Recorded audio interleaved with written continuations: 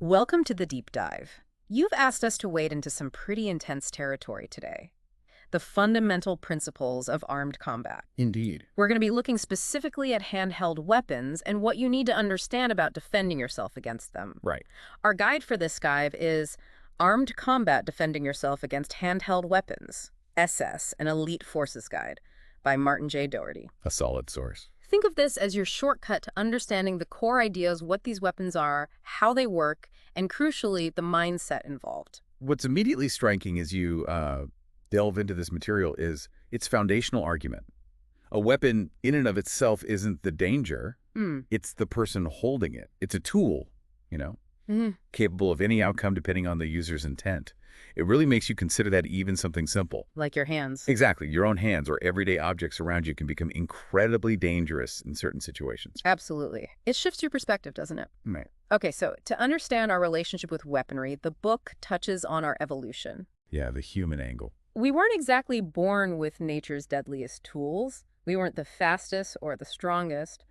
Our natural defenses were more about getting away than going toe-to-toe. Right. We were kind of in the middle of the food chain, good for foraging, and maybe taking down smaller prey. Definitely not apex predators initially. Exactly. Right. But our intelligence, our capacity for tool use, that's what changed everything. And within that ability, weapons were pivotal. Tools made the difference. Big time. Early humans fashioned spears, clubs, hand axes. These weren't just for hunting. They allowed us to defend ourselves against predators that would have otherwise seen us as a meal. Survival tools first. Then the bow came along, and suddenly even the largest animals were within reach. Firearms were the ultimate equalizer, really tipping the balance in our favor. Yeah. It highlights how our brains became our greatest weapon, allowing us to overcome our physical limitations. So through ingenuity and these tools of defense and offense, we climbed from potential prey to apex predator. Now, the book introduces a way to categorize these handheld weapons: pointed, sharp, and blunt, or PSB. PSB, got it. For our exploration today, we're going to focus primarily on the sharp and blunt categories. Let's start with those that cut and slice sharp weapons. Okay, sharp weapons. When we talk about these, the source material divides them into two main types. Right. First, you have weapons with enough weight and momentum to deliver deep hacking blows, things like machetes and swords. Heavy hitters. Yeah. Then you have lighter blades, such as knives, or even, say, a broken bottle, which rely more on a slicing motion to inflict injury. Right. And the mechanism of injury is key. Sharp weapons need that contact and movement across the target to actually cut. Makes sense. Unlike a stabbing motion, which focuses force on a single point, a slash can cause damage anywhere along the blade's path. What really stood out is the idea that landing a blow with a slashing weapon is often easier than perfectly placing a stab. That's a really important point to grasp. Deflecting a precise stab can be, well, more manageable because you're dealing with a focused attack. But a sweeping cut, that can connect almost anywhere within its arc. It's harder to avoid completely. Yeah, much larger target area. Now, let's switch to blunt weapons. These operate on a fundamentally different principle: impact. Force. Trauma. Exactly. It's all about the weight of the weapon and the force behind its swing. Think tissue damage, broken bones, the kind of trauma you get from a forceful impact. Definitely sounds painful. But the book also brings up another application for blunt weapons: pain compliance. Ah, yes. By pressing or grinding them against sensitive areas, you can force someone to comply. You can see how that would be relevant in law enforcement scenarios. Precisely. However, there's a crucial limitation with blunt weapons. They need room to generate that momentum. Right, space to swing. A blunt weapon with no space to swing effectively poses very little threat. Imagine trying to swing a baseball bat in a crowded elevator. Not very effective. Good analogy. The book gives common examples like sticks, baseball bats, hammers, all relying on that swinging action. And you can infer the use of batons by law enforcement falls into this category for those pain compliance techniques too. Okay, so we've looked at how these different types of weapons cause injury. Now the book delves into a really interesting distinction: lethality versus stopping power. Ah, yes. Critical difference. These might sound like they mean the same thing, but in practice, they're quite different. This is a critical distinction, especially when you consider different situations. Lethality, as the name suggests, is the capacity of a weapon to kill. Simple enough. Stopping power, on the other hand, is the ability to immediately incapacitate a target, to make them stop whatever they're doing right now. Ideally, they collapse and can't continue to pose a threat. So stopping the action instantly. Right. And the book uses a great illustration.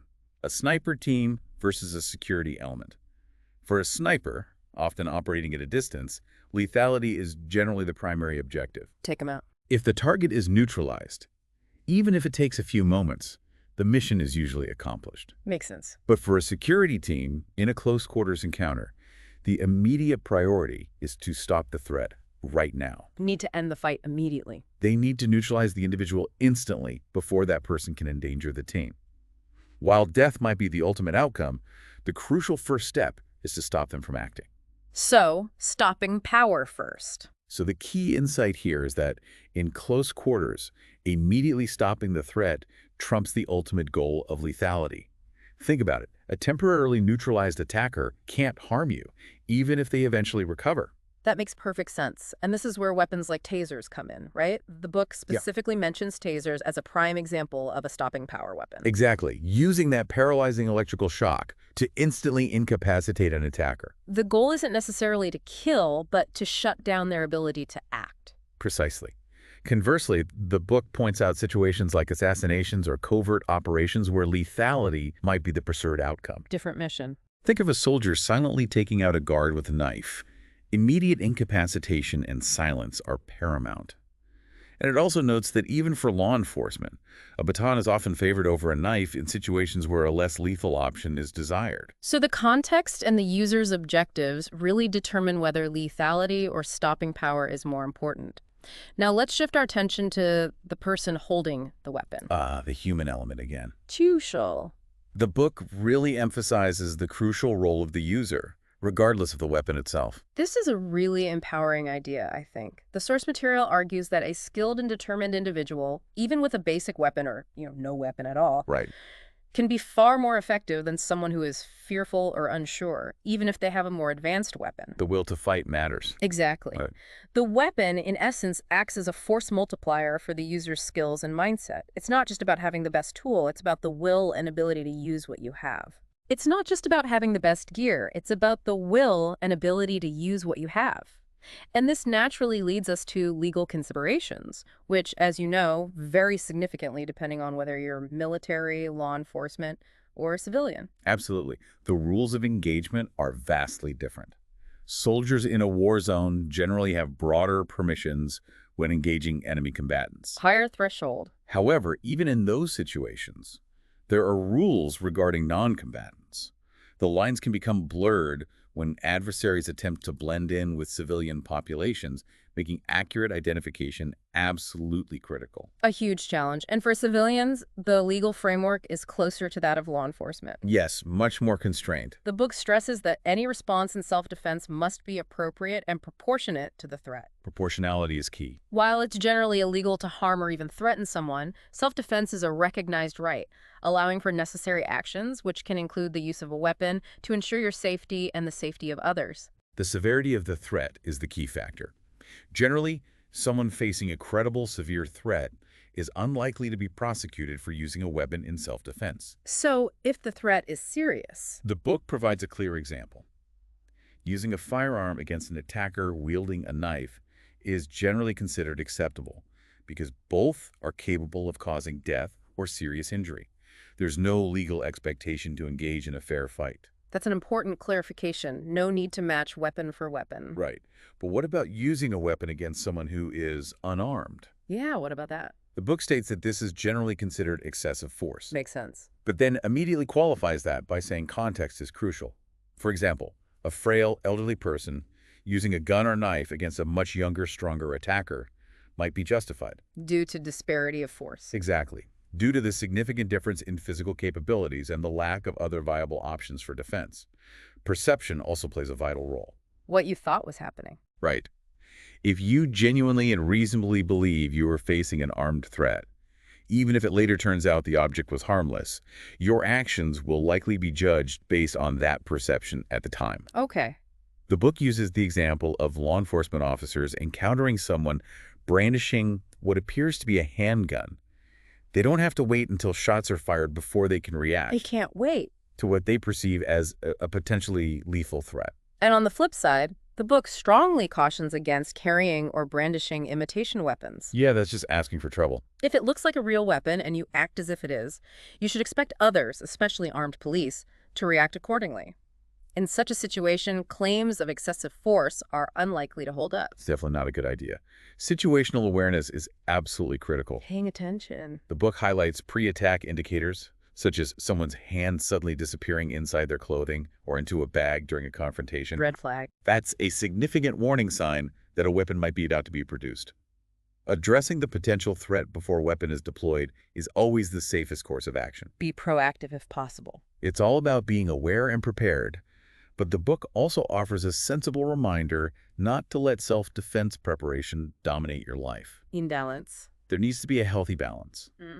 And a crucial point, the legality of carrying a weapon varies greatly depending on where you are. Location, location, location. You might be legally justified in using a weapon for self-defense in a particular situation, but if you were carrying that weapon illegally in the first place, you could still face prosecution for the illegal possession itself. Two separate issues. Exactly. Yeah. Context truly dictates so much of what we're discussing.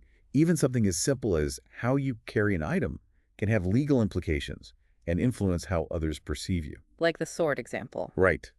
Waving a sword around in public is going to elicit a very different response than transporting a rifle responsibly in a proper case. Obvious difference. Ultimately, the book concludes that the legal use of force in self-defense is generally justified if you could not reasonably avoid the situation or safely withdraw, and using a weapon was the necessary and proportionate means to protect yourself or others from serious harm or death. Necessary and proportionate. Okay, so we've covered the types of weapons and the complex legal landscape surrounding their use in self-defense.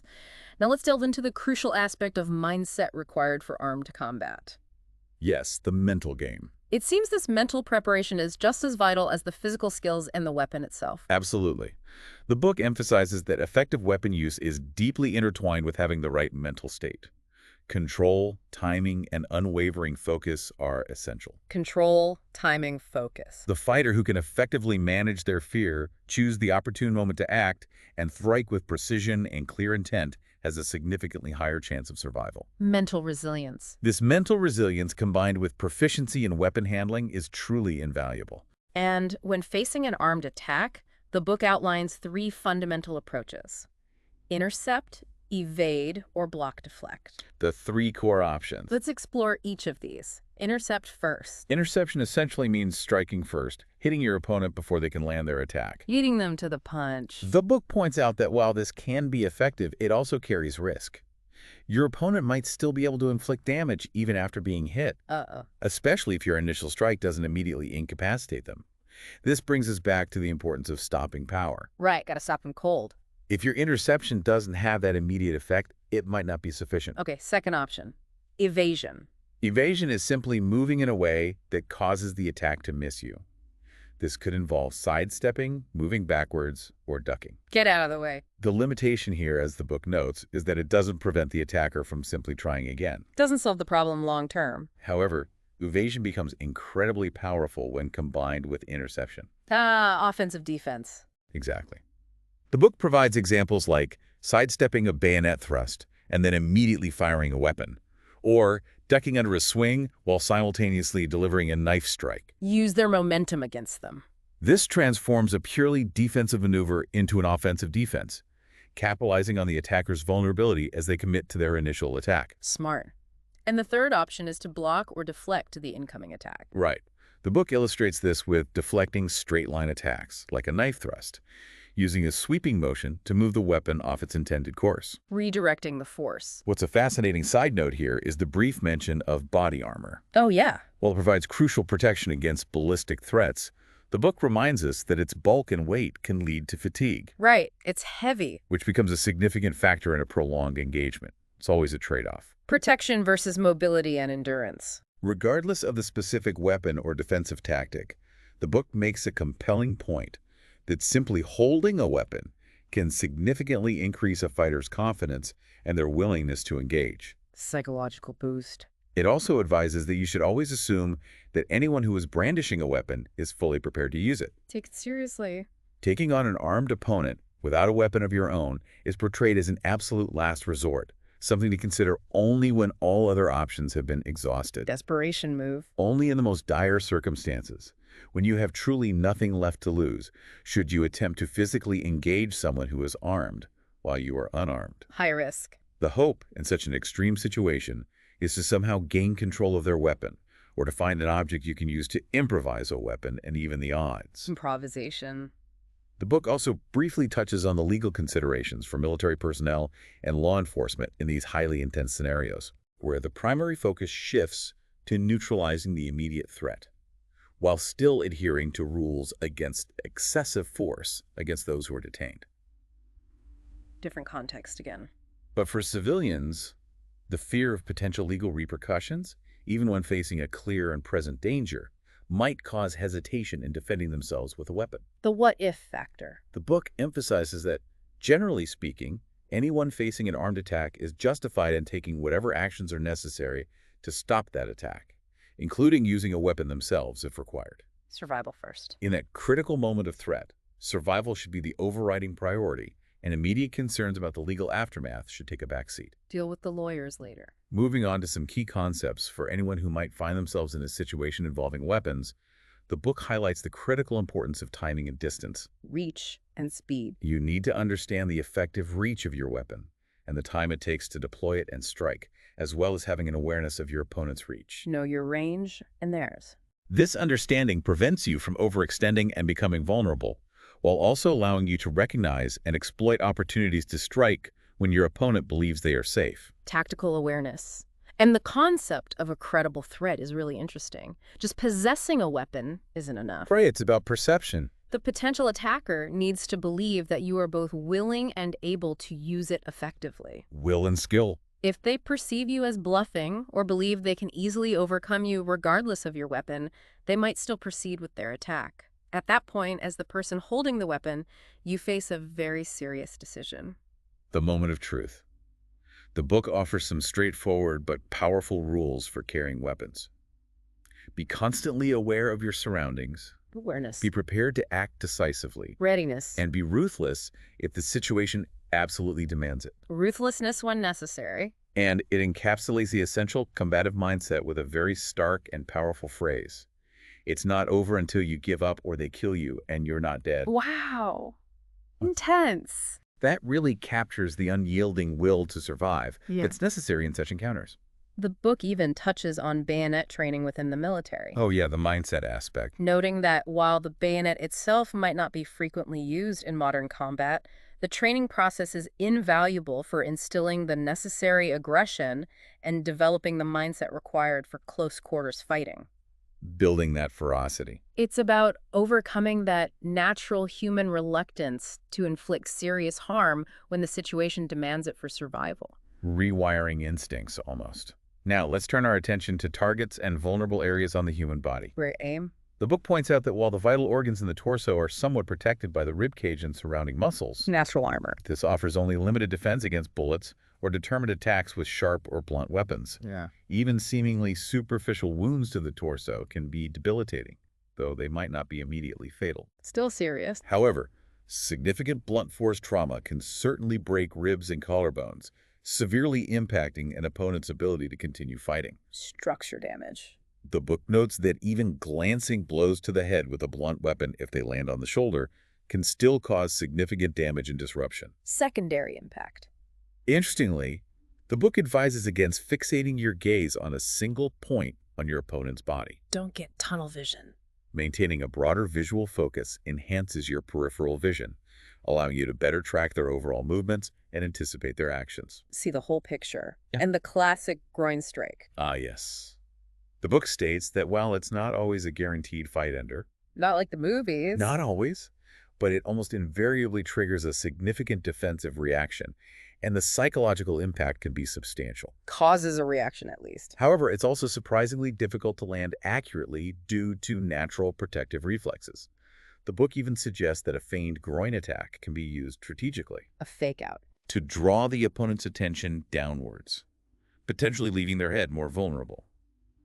It also points out the vulnerability of major blood vessels in the groin area to sharp attacks. lethal potential there too. Body armor, as we discussed earlier, significantly reduces the potential for harm from most handheld weapons and many types of firearms. Good protection. However, the book notes that the muscles in the legs can still be effective targets for non-lethal strikes, such as with the baton. Targeting the legs. The knees are specifically highlighted as a vulnerable point, particularly to kicks delivered from the front or side. Weak joint. Weapon attacks targeting the legs typically aim for the large muscle groups, unless the intent is lethal, in which case the inside of the thigh and the femoral artery become critical targets. Femoral artery. Very dangerous. The arms are also primary targets for swinging weapons, as disabling the opponent's weapon arm can often be a decisive move. Take away their weapon hand. Makes sense. Ultimately, the book introduces a concept of damage mitigation versus damage elimination. Explain that. In a fight, you might not be able to avoid taking some level of injury, and sometimes accepting a certain degree of risk is necessary to create an opening and secure a victory. Sometimes you have to take a hit to land one. Exactly. Shifting our focus to tactical considerations, the book touches on the common law enforcement practice of waiting for backup in many situations. Safety in numbers. Balancing the inherent risks to a lone officer against the increased effectiveness of a coordinated group. Risk assessment. For civilians facing an armed threat, the overriding priority should be preserving their own safety and the safety of any dependents. Protect yourself and yours. In some cases, the best tactical decision might be to withdraw or even to not intervene at all if possible. Knowing when not to engage. The mere visible presence of weapons can act as a deterrent in peacekeeping and security operations, even in the absence of an immediate active threat. Deterrence value. And in a situation like a robbery, the book wisely advises that surrendering property is generally a far preferable outcome to risking your life. Your stuff isn't worth your life. But surrendering yourself to an armed assailant is generally never a wise course of action. Don't give up your agency. The book provides clear indicators that a lethal threat is imminent. A police officer drawing their sidearm or a security guard deploying their weapon signals a very real and immediate danger. Clear signals. In such situations, non-compliance or any aggressive action will likely be met with lethal force. High stakes.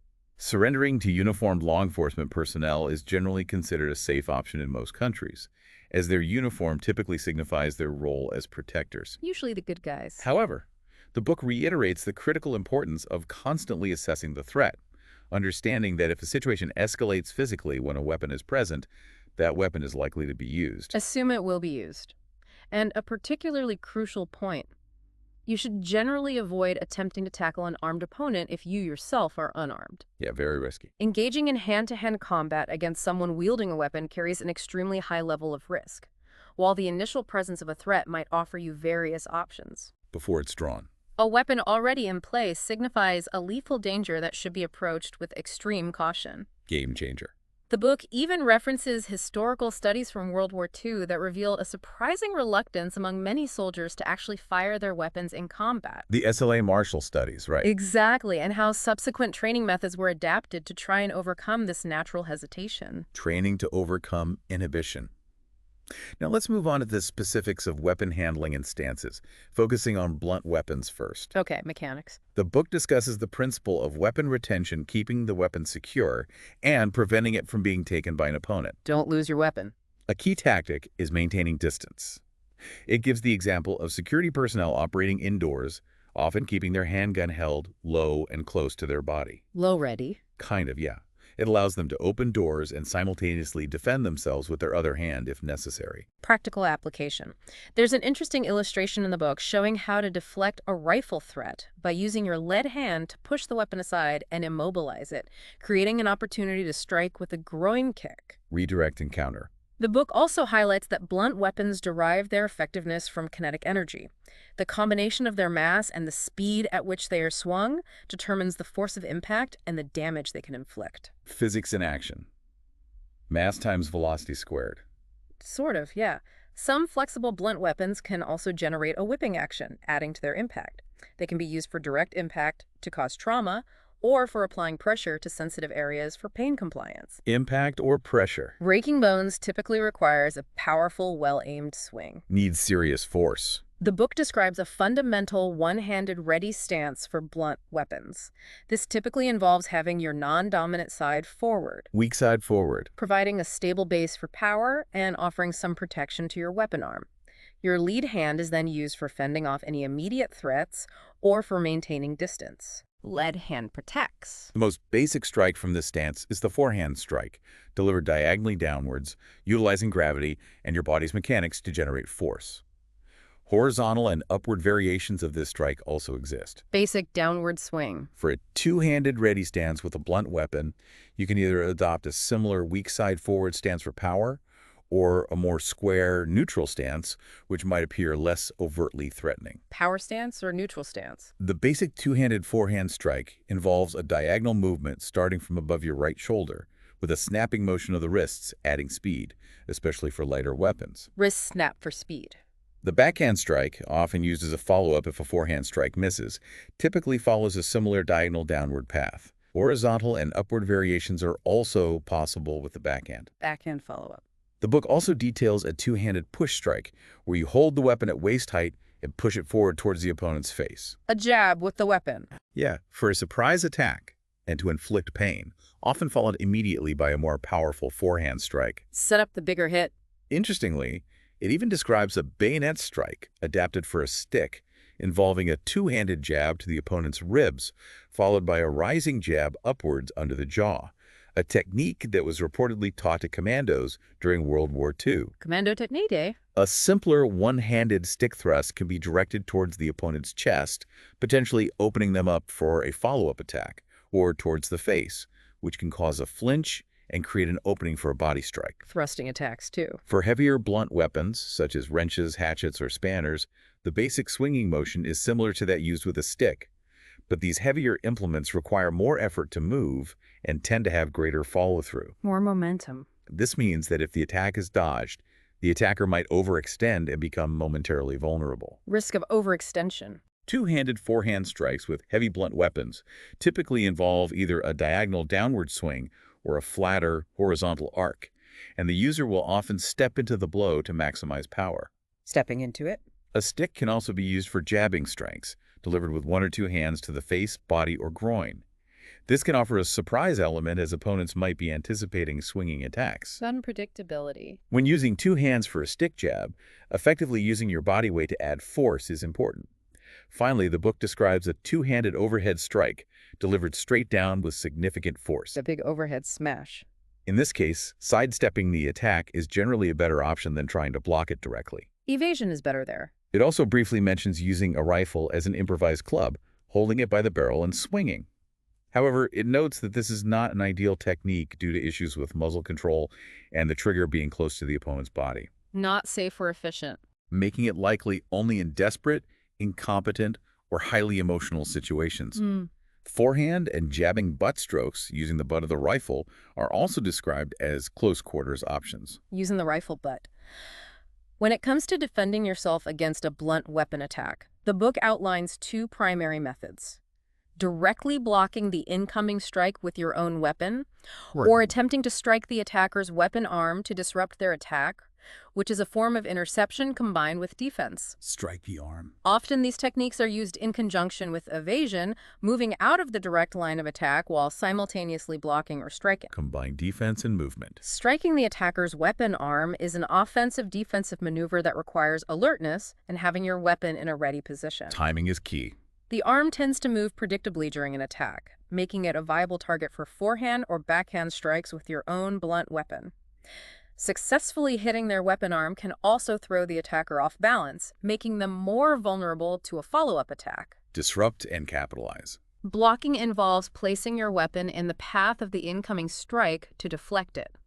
The book highlights some basic principles of hand strength, Grip strength matters. noting that your grip is generally stronger when force is directed into the palm of your hand, and weaker when force is applied against your thumb, which could lead to being disarmed. Palm strong, thumb weak. Many defensive techniques aim to exploit this weaker hand orientation of the attacker. Exploit the weakness. When using a stick for blocking, the emphasis is on making minimal hand movements.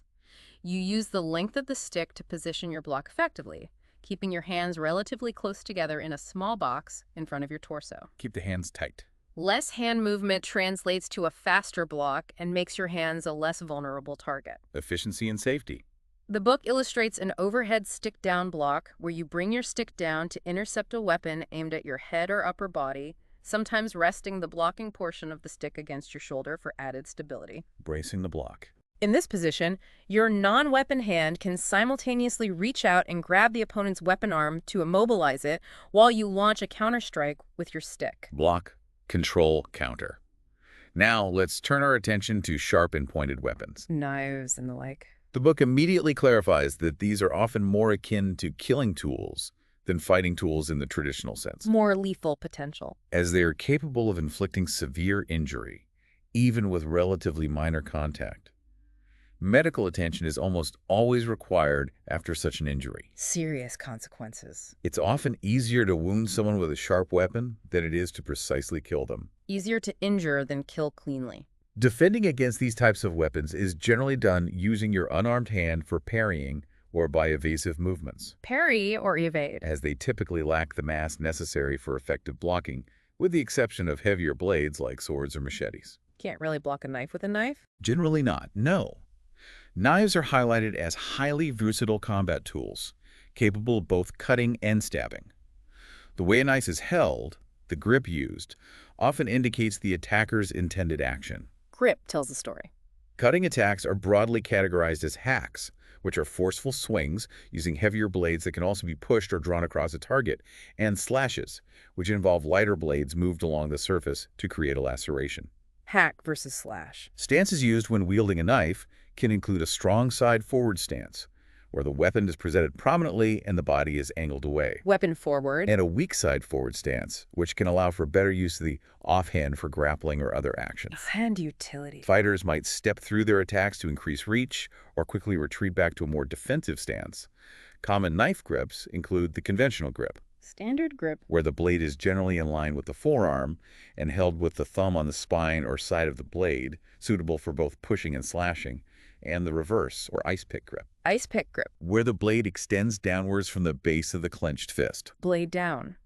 The ice pick grip is noted as potentially useful defensively in very close quarters, but more limited offensively. Right, less reach usually. Typically used for downward stabs or inward slashes, which generally have less reach compared to attacks from a conventional grip. Interesting limitation. Interestingly, the book points out that untrained individuals often adopt the ice pick grip because it looks menacing in movies, The movie effect. but in their hands, it's often less of an actual threat than a conventional grip used with even basic training. Looks versus effectiveness. Stabbing attacks, using a conventional grip, typically target the front of the torso at close range. This is dramatic. The closer the attacker is, the more difficult it becomes to defend against a sudden stab. A lunging stab involves stepping forward from a weak side forward stance to gain reach. Closing the distance. But this can be risky as it can leave the attacker overextended and vulnerable to deflection. Again, overextension risk.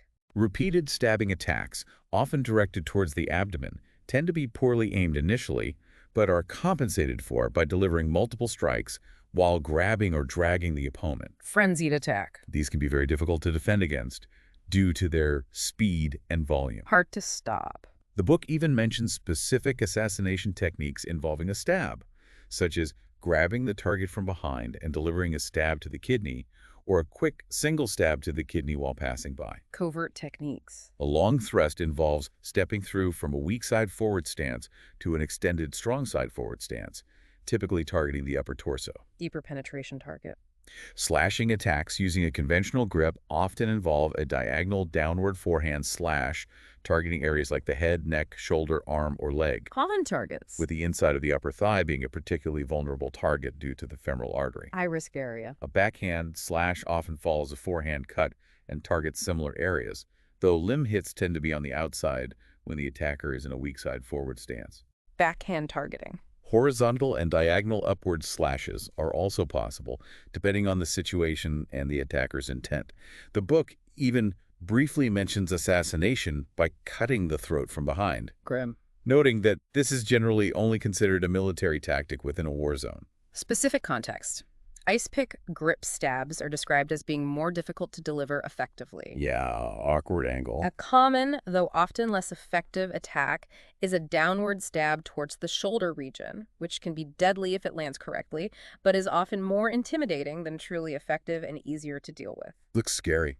Maybe less dangerous sometimes. A more effective commando technique involves getting into very close range, grabbing the opponent with the non-weapon hand, and then delivering short, hammering strikes downwards behind the collarbone to try and puncture a major artery. Wow, very specific and deadly. Finally, the book covers the mounted bayonet, which effectively creates a combined weapon system of a rifle and a fixed bayonet. Rifle plus blade. This allows for stabbing or using butt strokes at very close quarters without losing the ability to quickly transition to firing the rifle. Versatile close quarters tool. The standard bayonet attack is described as a two-handed thrust directed towards the opponent's body, delivered from a weak side forward stance with significant force and aggression.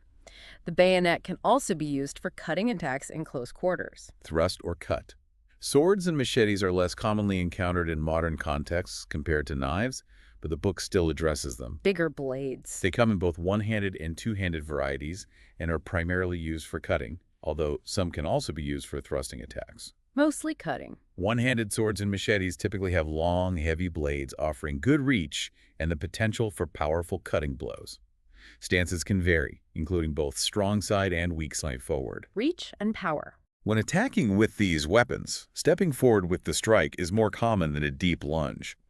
Defending against cutting attacks from swords or machetes typically involves attempting to evade the blow entirely and then launching a counterattack, Evade and counter. often targeting the opponent's weapon arm. Another defensive tactic mentioned is the stop cut, where you simultaneously attack the opponent's weapon arm, both as a defensive measure and as a way to create an opening for a further counterattack. Attack the attacking limb. Yeah. Wow, you're right. We've really delved deep into a huge amount of information in this exploration of armed combat with handheld weapons. We have indeed. It's a lot to cover. To bring some key insights into focus for you, it's clear that weapons, at their core, are simply tools. Right, the tool concept again. And their effectiveness is heavily dependent on the intent, skill, and mental fortitude of the person wielding them. User matters most. Understanding the fundamental characteristics of sharp and blunt weapons, the critical distinction between lethality and stopping power, and the psychological dimensions of an armed confrontation are all absolutely fundamental. Key takeaways. And as we've discussed, legal considerations and maintaining a high degree of situational awareness adds significant layers of complexity to this entire topic. Can't ignore the law or your surroundings. That description of the commando knife techniques, especially that precise ice pick grip targeting the collarbone, is certainly something that sticks in my mind. Yeah, that's pretty brutal imagery. And the difference between simply causing injury and the immediate incapacitation achieved through stopping power is a really critical distinction to understand. Absolutely. Stopping power versus lethality is foundational. Whether your interest in this topic stems from a desire for general knowledge, a pursuit of personal preparedness, or a need to better understand the underlying principles of armed conflict. Whatever the reason for listening. We sincerely hope this deep dive has provided you with a solid foundational understanding of handheld weapons and their use. And on that note, here's a final thought for you to consider. Given humanity's inherent adaptability and the very nature of weapons as adaptable tools, how might future conflicts or self-defense scenarios evolve with the increasing accessibility and diversity of improvised weaponry? Good question. What happens when anything can be a weapon? And what are the broader ethical implications of prioritizing stopping power over lethality in various confrontational situations? Definitely some significant food for thought. Ethical dimensions are huge. Thanks for joining us for this deep dive.